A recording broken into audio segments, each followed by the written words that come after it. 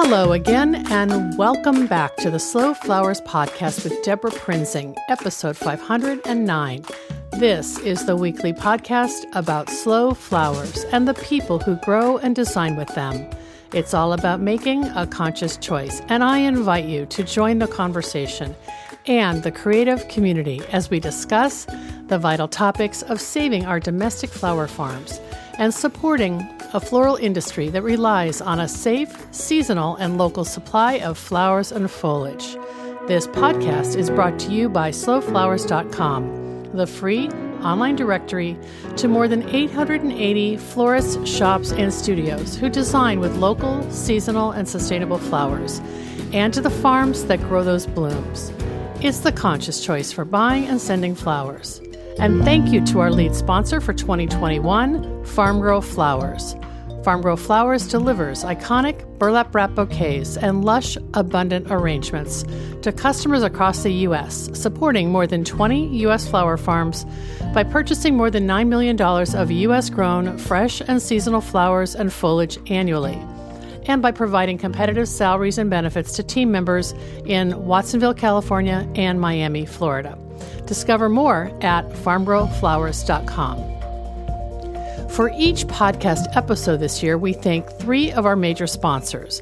Our first thanks goes to new sponsor, flowerfarm.com. Flowerfarm.com is a leading wholesale flower distributor that sources from carefully selected growers to offer high-performing, fresh flowers sent directly from the farm straight to you. You can shop by flower and by country of origin at flowerfarm.com. Find flowers and foliage from California, Florida, Oregon, and Washington by using the Origin selection tool in your search. It's smarter sourcing. Learn more at flowerfarm.com. Over the past year, you've heard from many of the panelists and personalities scheduled to present at the upcoming Slow Flowers Summit, scheduled for June 28th through 30th, which is right around the corner. And today I'm bringing you straight to our summit destination, Filoli Historic House and Garden, based in Woodside, California, where we will gather for the first 2 days of the conference. I'm so excited for the opportunity that summit attendees, speakers, sponsors, and guests will enjoy as we immerse ourselves in the beauty and legacy of this Bay Area cultural institution. We will spend 2 full days experiencing the historic property, including Filoli's legendary landscape and cutting gardens, which you'll learn more about today. We also will have unprecedented access to design a floral takeover in the house, California's most triumphant example of the Georgian revival tradition, and one of the finest remaining country estates of the early 20th century. For now, I'd love to introduce you to the horticulture team at Filoli, because they're the ones whose involvement in the Slow Flowers Summit will ensure a thoroughly immersive plant and floral experience. Today, join me in a conversation with Jim Salyards, Kate Noel, and Haley O'Connor. Jim is the Director of Horticulture, a 26-year veteran of Filoli. Kate is the Horticulture Production Manager with about 1 decade at Filoli, and Haley is Filoli's new formal garden manager who joined about 6 months ago. We have lots of beautiful photos to share with you in today's show notes for episode 509, which you can find at deborahprinzing.com. So have a listen and join me for a virtual botanical tour with 3 talented plants people. Let's jump right in and hear more.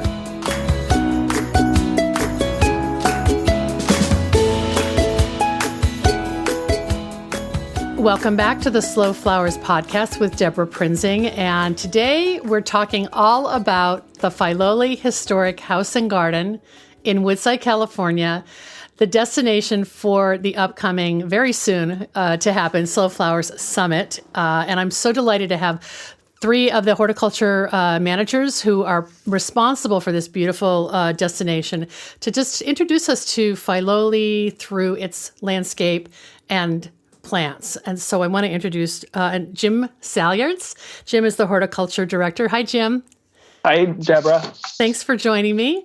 And, thank you. Yeah, and your colleagues, Kate Noel, and Kate is the production manager, horticulture production manager. Hi, Kate. And Haley O'Connor, the formal garden manager. Hi, Haley. Hi, Deborah. Thanks for having us. Oh, I think it's great. And right before we started recording, Haley described how the three of you coexist. So I want to have her tell us everybody's roles in the wonderful, easy to remember way you just shared with me. Jim is our captain. He deals with the garden on a very high level, not only kind of caring for the collection and thinking about how we're accessioning and deaccessioning things, but also designing all of our displays, our seasonal displays. He then sends those orders to Kate. She grows everything that we use in our annual displays, as well as managing our retail nursery. But in our relationship, after Kate has grown on these plants, then they get handed over to me and my team, and we put them in the ground and care for them after that. That's really helpful to think about. Now I want to ask Jim to please give us the sort of, when you Haley talked about high level, go high level and give us a snapshot of Filoli. And of course, we're going to share photos, beautiful photos of the grounds at Filoli in the show notes. But like, how big is it? How old is it? Like all the things that kind of placed you on the map. So Filoli was the dream of William and Agnes Bourne, who wanted to build a country place estate. And they were looking for that perfect piece of land that was reminiscent also of a property that they had in Ireland. It's called Muckross, which is on the Muckross National Register, with views of the lake, beautiful mountains. And in 1914, they finally found this piece of property and built the house between 1915 and 1917, and then kind of simultaneously started the gardens, but really kicked into adding the gardens in the late teens, early 20s. The property is now 654 acres, so it's a square mile, and it's just about a half mile wide by 2 miles long, and has this incredible view up to the ridge line that is this section of the Santa Cruz Mountains. So it's a spectacular view, a spectacular setting. Originally, it was somewhere between 1,000 and 2,000 acres, and part of that was deeded off to the San Francisco Public Utility Commission, who owns all the land that surrounds us. So we're this square mile of land, but we're surrounded by 20 or 30,000 acres of natural lands. That is the watershed that feeds into the reservoirs that are part of the water for the San Francisco Peninsula. William and Agnes, had been looking to build this country place estate, had all these ideas. Mr. Bourne went to Cambridge, and so really did love that English countryside, country estate feel for the estate that he wanted to build. And he worked with some of the best designers and artists during his time to design the home and then the garden. And they were, really getting into starting to finish planting the garden, built the greenhouses, getting things established. And then Mr. Bourne started having a series of strokes.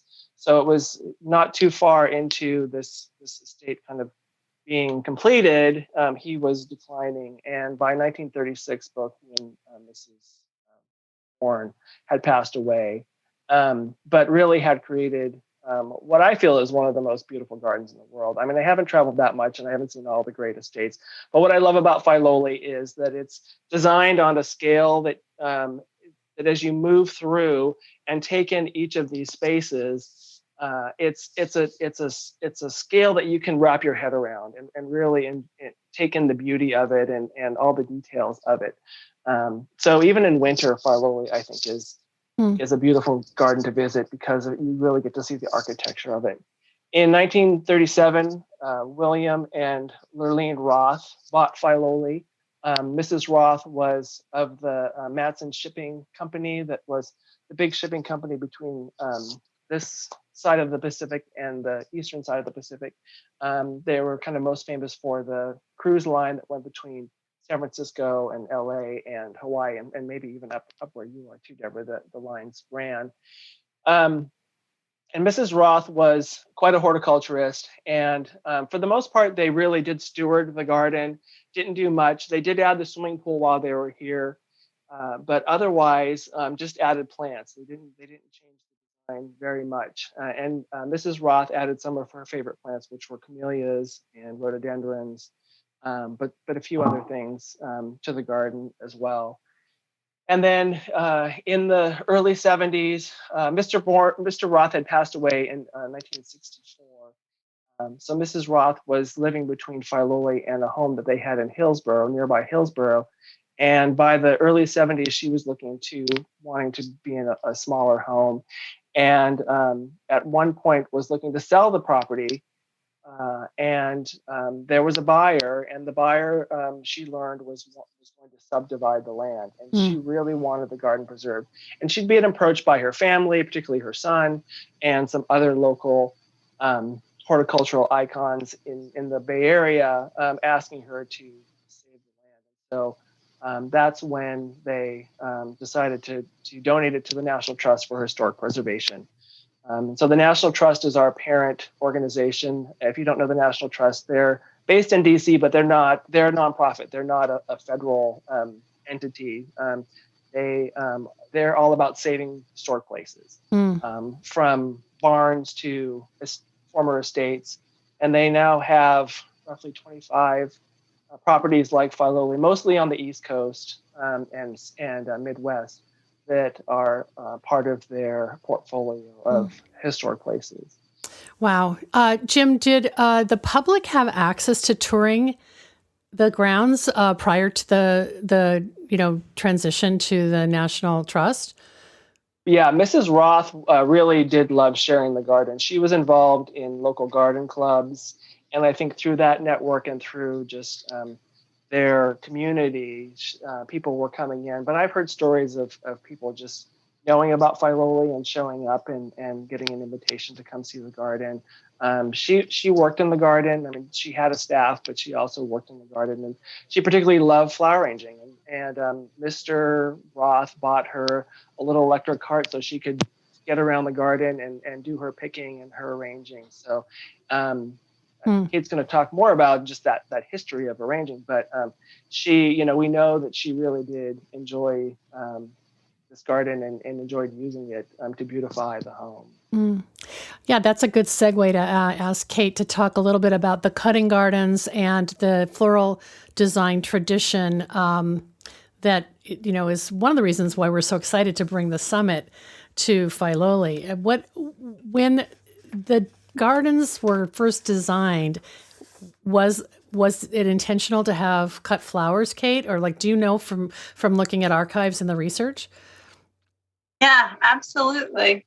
I think this is a really beautiful natural site. When you visit here, you'll see how the garden is really nestled into this fantastic location in the Santa Cruz Mountains.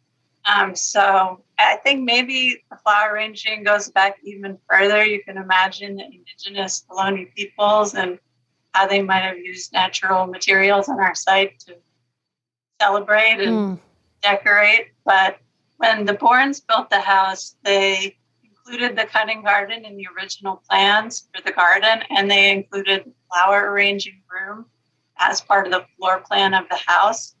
So they always intended to be having flower arrangements and decorating in the house.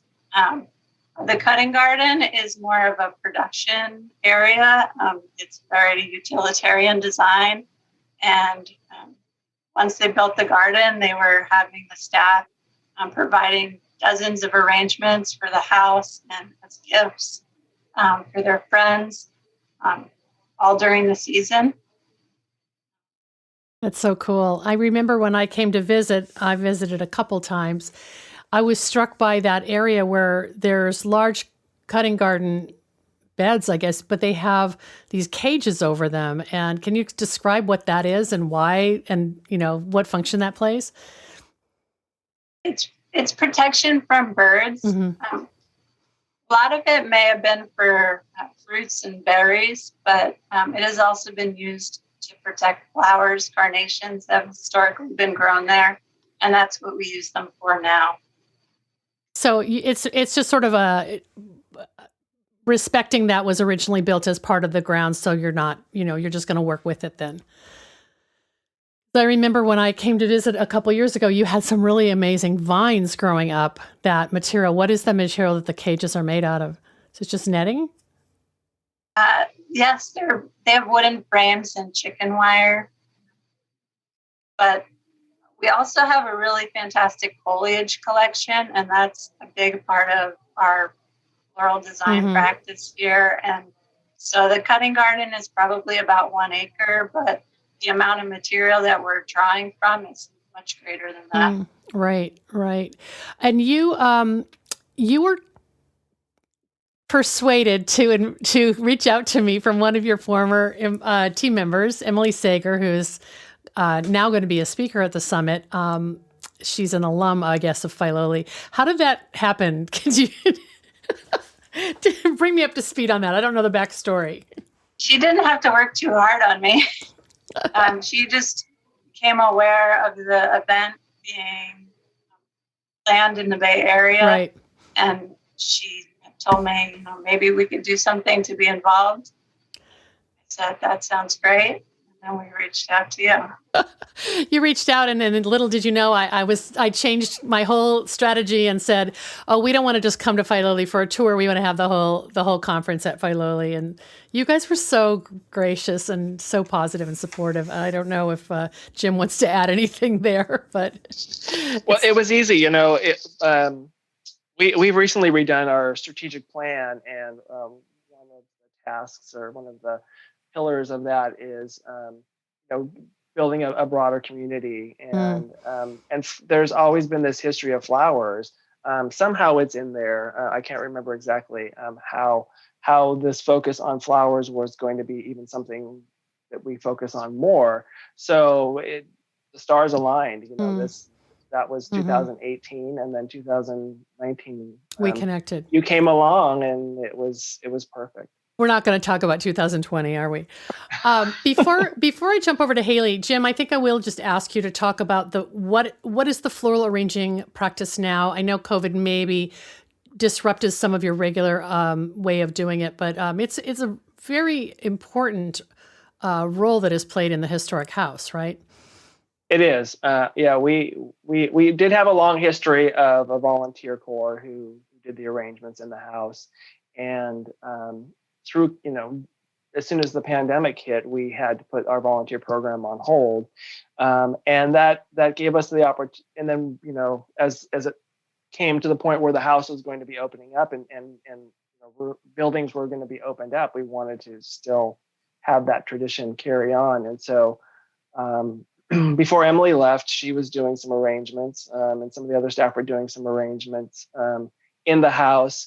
And we've since we went back into the red tier and we could open up the house regularly, we've come up with a program that involves both Haley and Kate and then some of our other staff. And we're looking to do some more training with our staff so that we can have even a bigger team who are participating. It may be a few years before we get back into doing the number of arrangements. It was upwards of 20 or 25 every week. Wow. That we would do. And now we're doing about 4 or 5. Okay. But the rooms are so grand, even if they're smallish, like a hallway, that it really presents a lot of, chance to show off the botanical collection at Filoli, and because everything's cut on site for those arrangements, right? That's right. Yeah, but we also have a collection of tropical plants, and that has also been part of the history of the living things that have been added to the rooms for decor. So when we have plants that date back to both the Bourne and the Roth family, and we use those in the rooms to complement the arrangements, and really to give this home the feel that the owners are upstairs. You just are getting it, kind of like in England where the National Trust homes are just the families still living there, but they're open certain days. We're open every day, and it's almost like ones of the Roths are still around, and the rooms are full of color and life, because that's what they have always enjoyed. Oh, that's so interesting. I was just kind of flashing back to Bridgerton or Downton Abbey. Like, you guys must have these fantasies about back in the day, 100 years ago, what it was like to grow flowers for an estate. I mean, there was a whole crew of gardeners that probably was much larger than what you have now to work with. Yeah. I'm sure everyone listening to this podcast watches period dramas and just focuses on the flower arrangements. Because I know I do, and I love seeing like a modern arrangement in a just like an off historical arrangement, and just like dinging the bell and being like, no, they wouldn't have done that. Right. I love that. Well, Haley, I'm glad you jumped in. I was just going to pivot to you and ask, and I didn't know that you and Kate were doing some of the arrangements. So are you, Haley, talk about the formal gardens and how are you able to show some of your, themes of the formal gardens? Does that translate over into the arrangements? It does. Our arrangements are loosely themed on what's going on. I mean, obviously they're seasonal because we're harvesting everything on site. Kate and I and Lisa Griffin, who is another amazing floral arranger and harvester, took over the floral arrangement 3 months ago. I feel like we've been at this for about 3 months. So it had stopped during the pandemic when the house was closed. Obviously, we didn't need arrangements. Oh, so was it about 3 months ago that the public was able to tour the inside rooms again? Is that about the timeline? Time is really hard for me to keep track of. It's okay. I won't test you. It feels like it has been open for 3 months. But that's my history. So I've done floral arranging for private estates in this capacity, but just families that lived in homes that had cut flower gardens. So that's one of the things that I've done in my career. So coming to Filoli, it was like, oh, well, this is great. And people will see them, it won't just be for a single dinner party. So I've worked with Kate and Lisa, and we just take turns. And I would say that it does reflect what's going on in the formal gardens, but in a very informal way. We love themes, but it's also just about seasonality and what's really popping and interesting and pulling those into our arrangements. It's really fun to work with Kate because she also has the vegetable garden and just more edible plants. And I can check in with her and be like, hey, the cardoons are looking great. Can we steal all of them and use all of them? Or she'll come to me and be like, what are you deadheading today?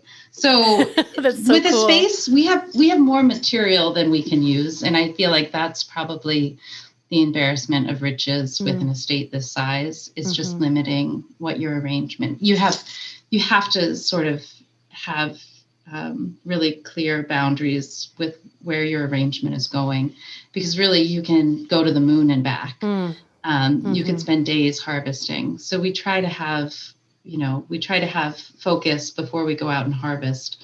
One of the fun things that we do at Filoli as part of the interpretation of the house with the curatorial interpretation team is set up a mock flower arrangement in the flower arranging room. Oh, so guests like you've just interrupted the hostess or something. Yeah. Oh, I love that. With our clippers and some rags, and it's just we walked away, to get a glass of water. But that's really fun because you actually get to harvest material that you're just seeing, in bunch. So that table is always one of my favorite tables to do because you're doing a little bit of arranging, but really you're getting to just look at all of the possibility. So people can imagine what they would do. Well, one of the features of the summit that I'm the most excited about is that Filoli has invited the Slow Flowers Summit attendees to participate in this floral takeover. And just listening to you, Haley, talk about the relationship between the formal gardens and the maybe more production areas and how that influences floral design, I was just thinking, this really makes sense that we're going to have the very first hour when people arrive on the Monday morning, the 28th of June, to tour the gardens and sort of get a sense of what is going to inspire you for your creations. Maybe, Haley, you could just talk about some of the highlights of the formal gardens that you love. And then Jim and Kate, I want you both to jump in and talk about the spaces that you think will really inspire people. I mean, I think walking through the rose garden, the perennial border is so gorgeous this time of year. The knot garden, which we have yet to clip, so the lavender is in its full splendor. Those areas June, July for me are so inspiring. I mean, they're just floriferous. They're so gorgeous. And our perennial border, which Jim can talk about the history of a little bit more, to me has this instant arrangement. Like I know that I can go to the perennial border and just cut for 5 minutes and I'll have an arrangement that is totally in scale, has beautiful tones. Like it's just a very easy border to cut from. So those are my highlights. I like that. I think that the back walkway for slow flower attendants will kind of show you this walk to the meadow through the olive grove, but that's our foliage border.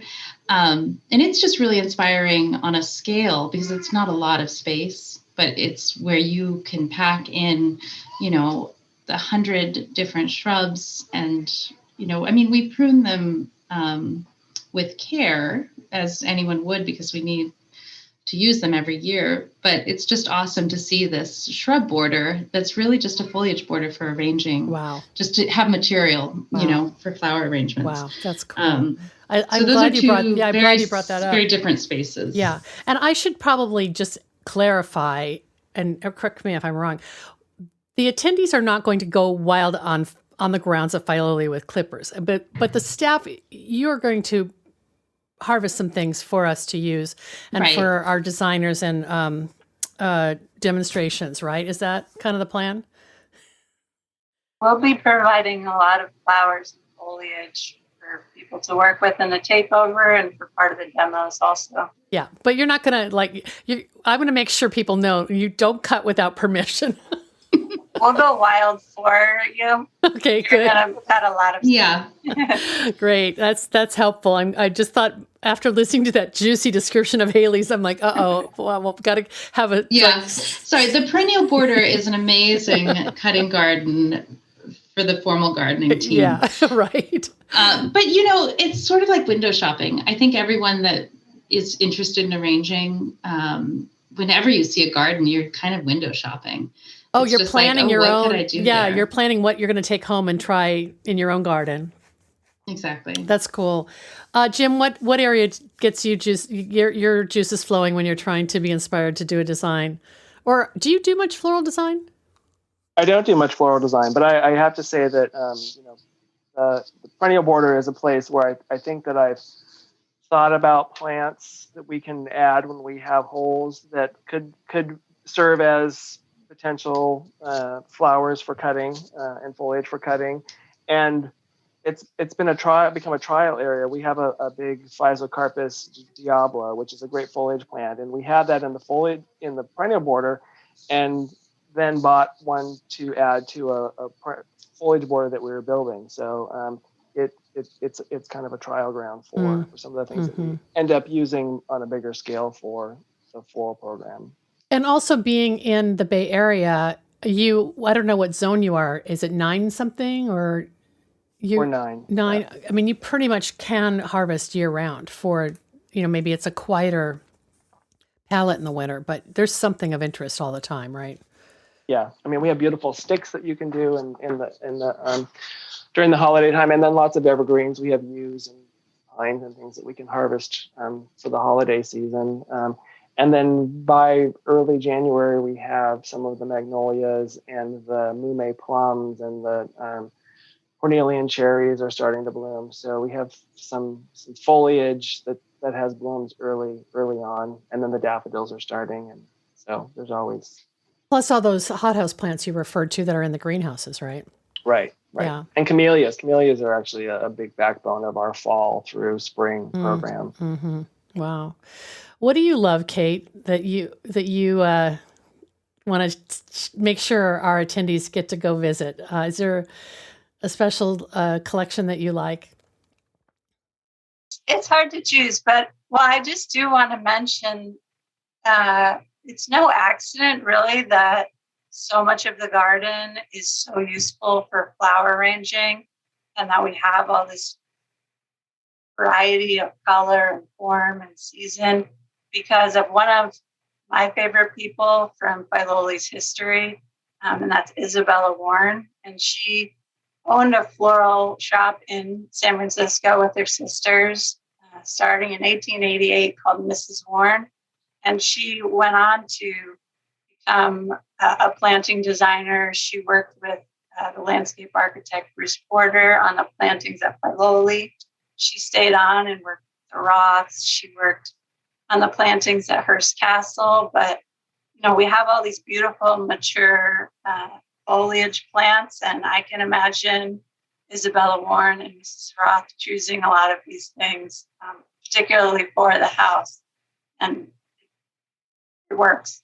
Well, that's a great story. And I did see that on the Filoli website. So I'll try to pull that up and share it with people in the show notes. But to have a florist come in and consult on the cutting gardens and just the planting designs, it's sort of the old-fashioned definition of a florist who actually knew how to grow plants, right? And I feel like we're having that renaissance right now, and of an interest among florists to learn how to grow, and among flower farmers to learn how to design. So it's a really great mashup that is benefiting, I think, the whole profession. So my favorite area is the cutting garden. Yeah. It's cheating, but we are growing a lot of new and interesting things. We're excited because we got a lot of new seed from Johnny's this year because of slow flowers.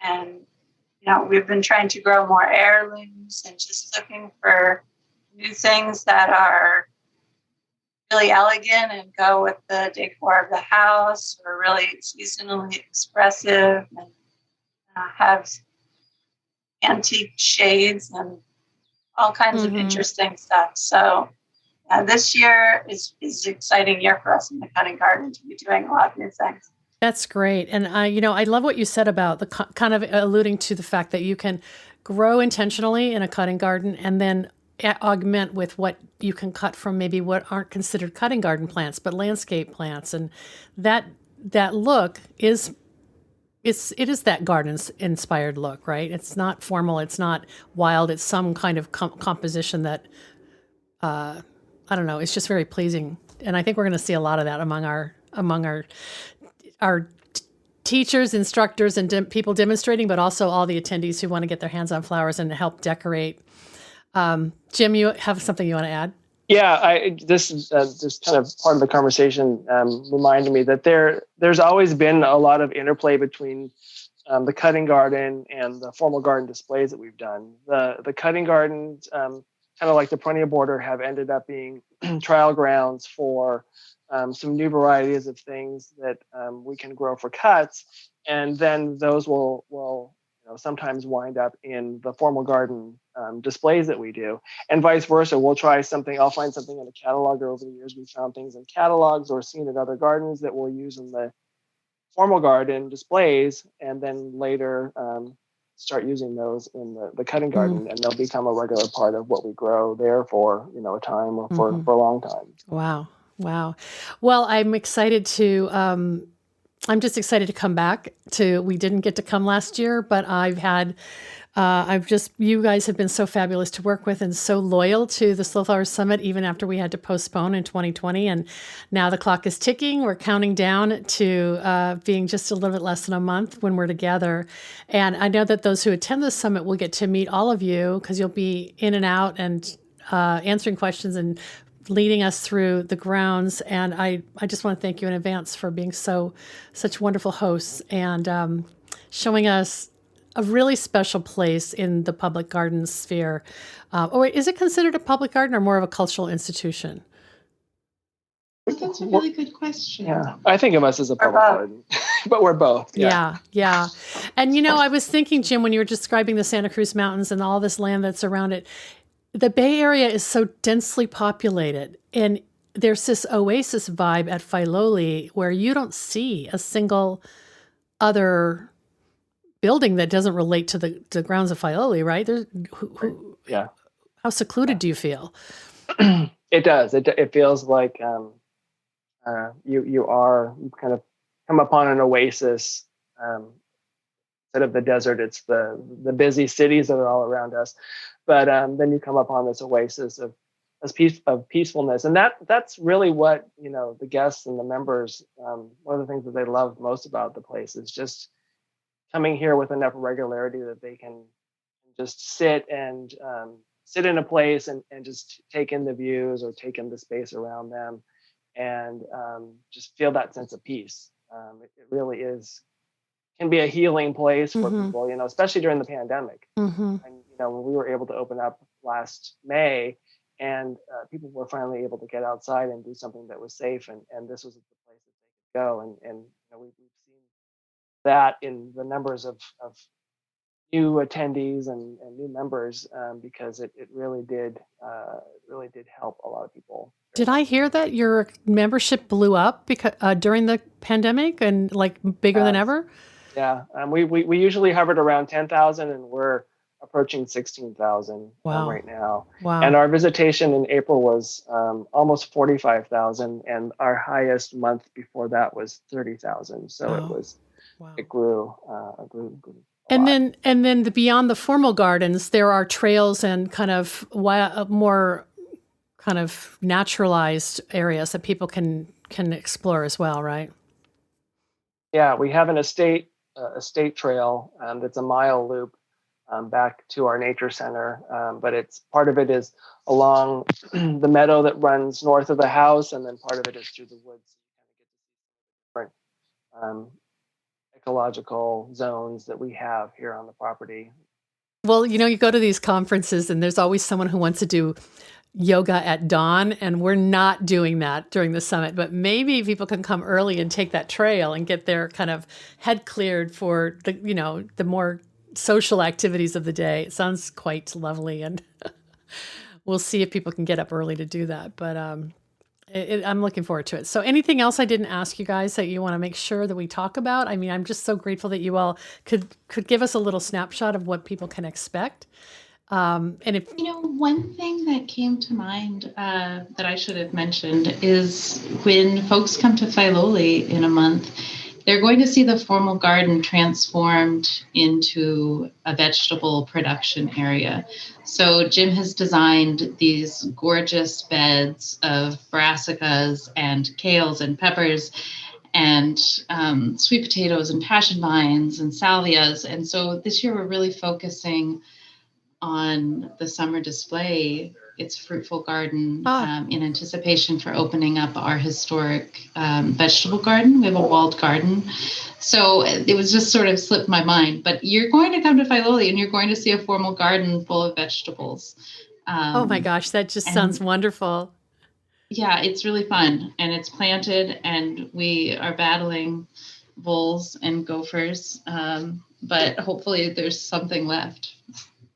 Well, I mean, I think that you mentioned earlier, Haley, how much you like to raid the vegetable beds that Kate has for the floral arrangements. So it seems like a perfect crossover, to get that dinosaur kale or that cherry tomato.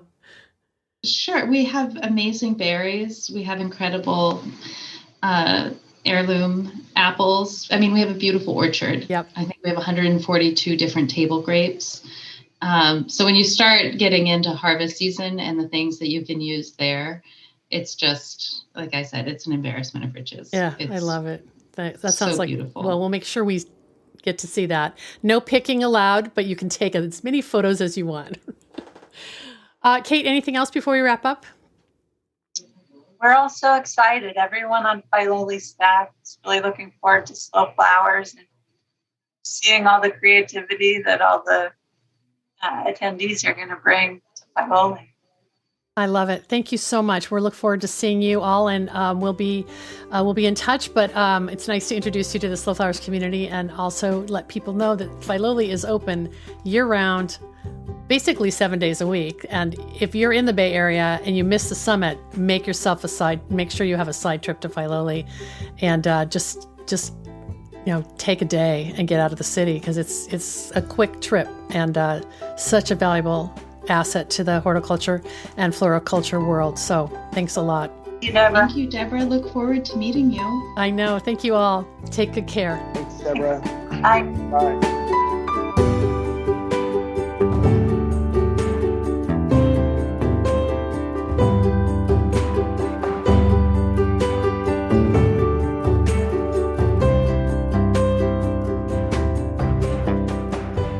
Thank you so much for joining our conversation today. There are still a few spaces left to attend the Slow Flowers Summit, and you can find all those details at slowflowerssummit.com. We are so excited to welcome our attendees to a safe, in-person, COVID-compliant, and mostly outdoor setting at Filoli Historic House and Garden. The countdown begins. And by the way, if you're not attending the summit, watch Slow Flowers Society on Facebook and Slow Flowers Society and Slow Flowers Summit on Instagram for live feeds coming to you from the Slow Flowers Summit, including a behind-the-scenes tour that I will lead on Setup Day, Sunday, June 27th. Our next sponsor thank you goes to Johnny's Selected Seeds, an employee-owned company that provides our industry the best flower, herb, and vegetable seeds, supplied to farms large and small, and even to backyard cutting gardens like mine. Find the full catalog of flower seeds and bulbs at johnnysseeds.com. Something really fun happened this past week as I traded places at the microphone and answered questions posed to me rather than being the person asking the questions. Our good friend Jennifer Jewell, producer and host of Cultivating Place, an award-winning public radio program and podcast, invited me to join her as we discussed all things slow flowers. I'll share the link to that episode in today's show notes. You've heard Jennifer here as a past guest, and you may already subscribe to Cultivating Place. If not, listen to the little show trailer that she shared with me and check out her amazing, inclusive, and expansive weekly radio program about plants, people, places, and other conversations about natural history and the human urge to garden. Jennifer is coming to the Slow Flowers Summit as our capstone speaker on day 2. And I'm so honored that she shared our story, your story, the story of slow flowers on her terrific show. No matter what kind of gardener you are, a houseplant jungle keeper, a windowsill or backyard beginner, a longtime flower farmer or rewilder, you know that essential connections exist between our gardens, the natural world, and planet Earth as a whole. I'm Jennifer Jewell, host of the award-winning public radio podcast, Cultivating Place. On this program, we explore not only how we garden, but why we garden, and the meanings of our gardens, both big and small, to a greater world. On Cultivating Place, we talk with growers, scientists, artists, spiritual leaders, and thinkers from around the world. We celebrate how these interconnections support ourselves, our families, our communities, our natural environments, even our economies. This is a show that celebrates how our human impulse to garden feeds not only our bodies, but our spirits with deep meaning and joy. I believe the world we live in needs more joy, more connection, more green and greater meaning. And our gardens offer us all of this. Cultivating Place engages and encourages you and your garden to know and grow the world more deeply. Join us. Subscribe to the Cultivating Place podcast wherever you get your podcasts, or listen on our website, cultivatingplace.com. Together, we grow better.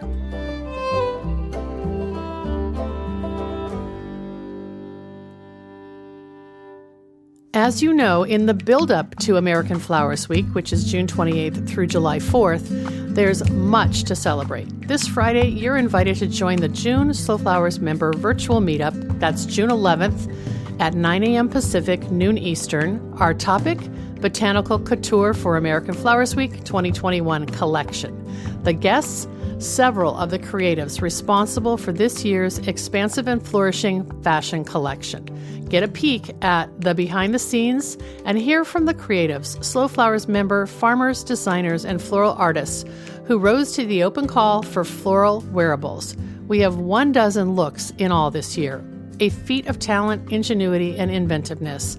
I can't wait for you to join us on Zoom. All the details and the link to log in are available in today's show notes. See you Friday.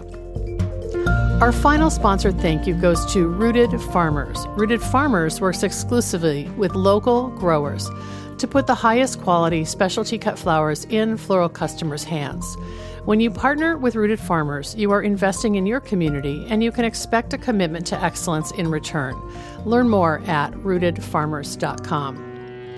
Thanks so much for joining us today. The Slow Flowers podcast has been downloaded more than 734,000 times by listeners like you. Thank you for listening, commenting, and sharing. It means so much. As our movement gains more supporters and more passionate participants who believe in the importance of our domestic cut flower industry, the momentum is contagious. I know you feel it too. I value your support and invite you to show your thanks to support Slow Flowers' ongoing advocacy, education, and outreach activities. You can find the donate button in the column to the right at deborahprinzing.com. I'm Deborah Prinzing, host and producer of the Slow Flowers podcast. Next week, you're invited to join me in putting more slow flowers on the table, one vase at a time. And if you like what you hear, please consider logging onto iTunes and posting a listener review. The content and opinions expressed here are either mine alone or those of my guests alone, independent of any podcast sponsor or other person, company, or organization. The Slow Flowers podcast is engineered and edited by Andrew Brenlin. Learn more about his work at soundbodymovement.com.